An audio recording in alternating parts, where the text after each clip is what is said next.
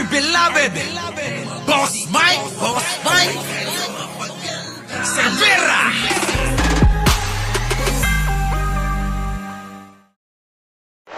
Magandang umaga, magandang hapon, at magandang gabi sa mandako ng mundo. Naroon kayo. Siyempre, magandang buhay na rin para sa ating lahat. Eto na nga. Eto na nga. Oo, alam nyo na, no? Oo, kwini-question. Itong mga mainstream media. O, sino-sino ba yan, Boss Mike, mainstream media? Naloko na. Sino-sino nga ba? Sino-sino nga ba ang mainstream media? Siyempre, anino, si GMA7, ABS-CBN, TV5, sino pa? Net25, sino pa, Boss Mike? Marami pang iba. Hindi ko na alam dahil hindi ko siguro ABC13, TV4, PTV4, gano'n, no? Mainstream eh. Maliban siya SMNI. Bakit hindi kasama ang SMNI, Boss Mike? Siyempre, alam mo naman SMNI. Oo, sila ang magbabalita. Oo, ng puro pambadbatikos sa gobyernong Marcos. Oo, diba? O, pakinggan natin, ha? Makinig kayo, walang video. Boses na lang ito. Sige. Pasok! Sa detalye ng ating balitaan, kinestyon ng dating Press Secretary ng Administrasyong Marcos ang tila pananahimik ng mainstream media sa issue ng PDEA leaks kung saan naugnay si Pangulong Bongbong Marcos sa paggamit ng iligal na droga. Ano sabi ni Atty. Trixie? Atty. Trixie, ha? Bati tayo, ha? Pasok. Bati kami niyan, bati kami, bati. Okay. Sige, pasok. Narito ang balita ni Jane Cognita. Sa media entity na iba, wala po eh. Wala pong wala pong siguro dahil na rin sa takot. Ano takot? Naloko na. Pwede. Sige, takot. Takot na baka masunog o baka mapaso. Naloko Kasi na. baka ayaw pumatol sa fake news. Naloko na. Sige, pasok! Na mangyari sa kanila, yun nangyari sa SMNI. Tila nagkakaroon. Hindi Naloko na. nangyari sa SMNI hindi naman sila sobrang fake news kasi. At saka ang SMNI may mga nilabag na kaso na mga violation. Naloko Di ba? Kasi kalbo kasi. Di ba? Ganon din naman ang ginawa nila sa ABS-CBN noon. Tuwan-tuwa ang maraming tao kasi alam nila na merong violation at nasara nga itong ABS-CBN. Naloko na. Ay maraming natuwa noon. Maraming natuwa na mga tao kasama na nga dyan, no? Yung ilang mga vloggers. Naloko na. Dahil sa pag-aakala nila. Sabagay, kung may violation naman, sige, bigay na natin kay Duterte yun. Di ba? Naloko na. Bigay na natin yun. Sige, tuloy. na nga ng chilling effects sa broadcast industry ang ginagawang panggigipit sa SMNI na pinatawan ng indefinite suspension ng National Telecommunications Commission o NTC at panukalang batas para sa kanselasyon ng prangkisa nito na ngayon ay pasado na sa Kamara. Syempre nga kayo may violation eh. Magagawa natin dyan. Kung kayo ba sumunod sa mga panuntunan at wala kayong nilabag, di sana, go pa rin kayo dyan. Nandiyan pa rin kayo. Huwag niyong isisi. Huwag niyong isisi sa iba yung pagkakamali niyo. Ang problema kasi yung pagkakamali niyo sinisisi niyo sa ibang tao, mandadamay pa kayo ng mga ibang istasyon.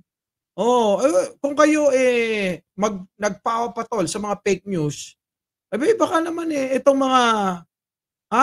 mga sinasabi niyong mga nandiyan ang mga mainstream media ayaw patulan Dahil nga alam nilang peke yung ginagawa nyo.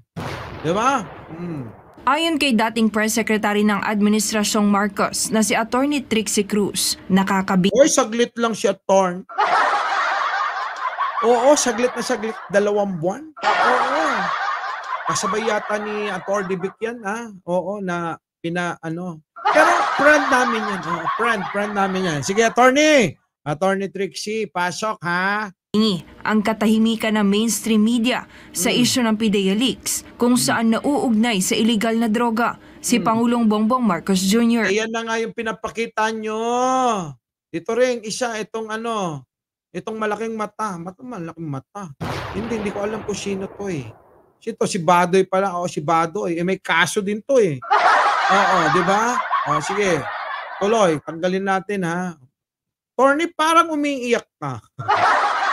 No, parang umiiyak si Attorney Trixie. Ito namang SME na, hindi naman kayo humanap-hanap ng maayos-ayos na picture ni Attorney. May kaloko nyo ah. Abay, nag-effort para mag-makeup. Ano? Kakinis-kinis ng pagkaka-makeup tapos bibigyan nyo lang ng ganyang itsura. Attorney, mukhang hindi mo yata kakampi yung SME na eh. Pero mo, yung picture mo, nilagay na ganyan. Naku po. Sige. Pasok.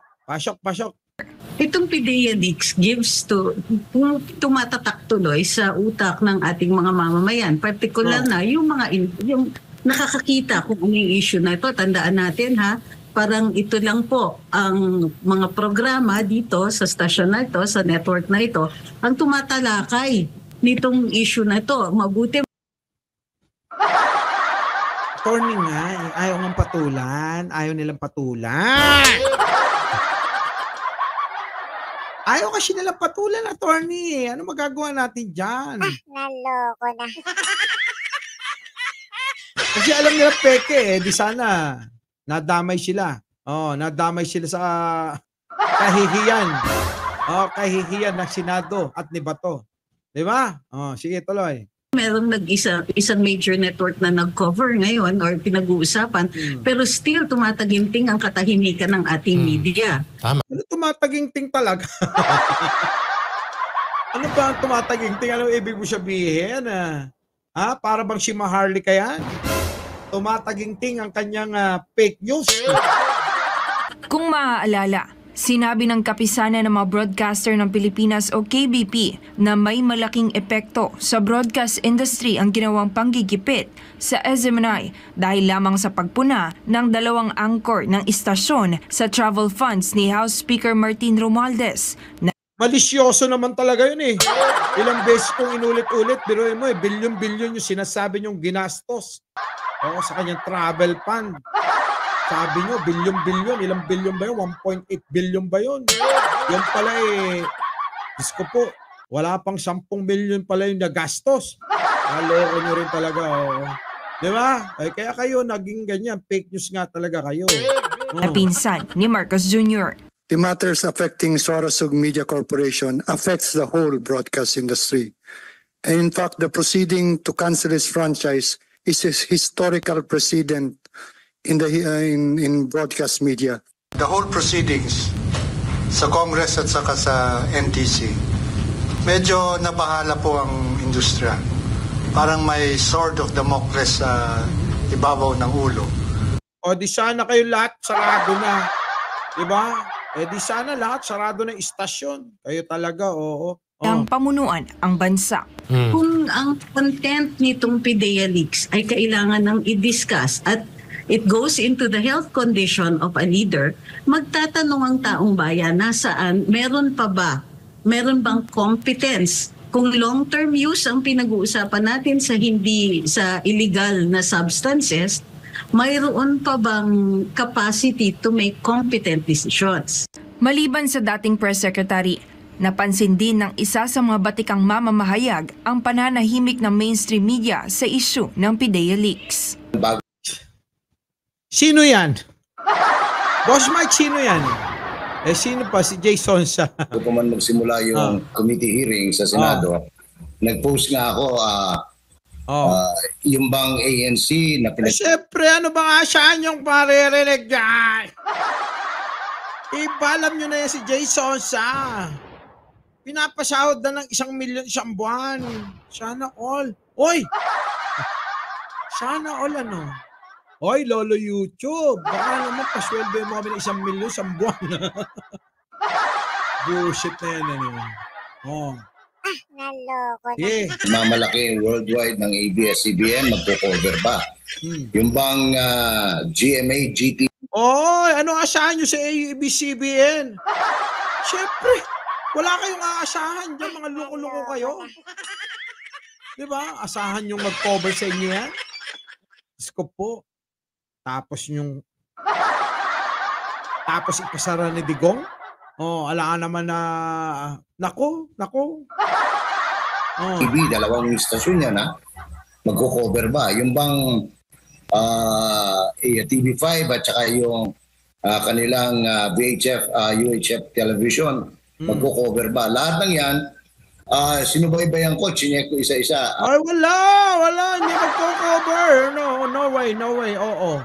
O, wag na kayo mang-inganyo. So, palatandaan lang ito mga boss, mga mare at pare, na talagang sinusuka na itong jukebox gang.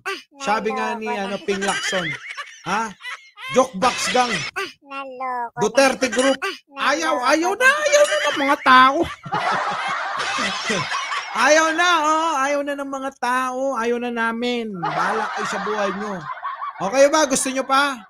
Sige, comment nyo kung gusto nyo pa sa kanila. Anyways, mga boss, wala. Mapipilit nyo ba? Ayaw sa fake news ng mga mainstream media tinutukoy nila. So, kung gusto nyo pa kay Duterte, paki-comment naman dyan. Naloko na.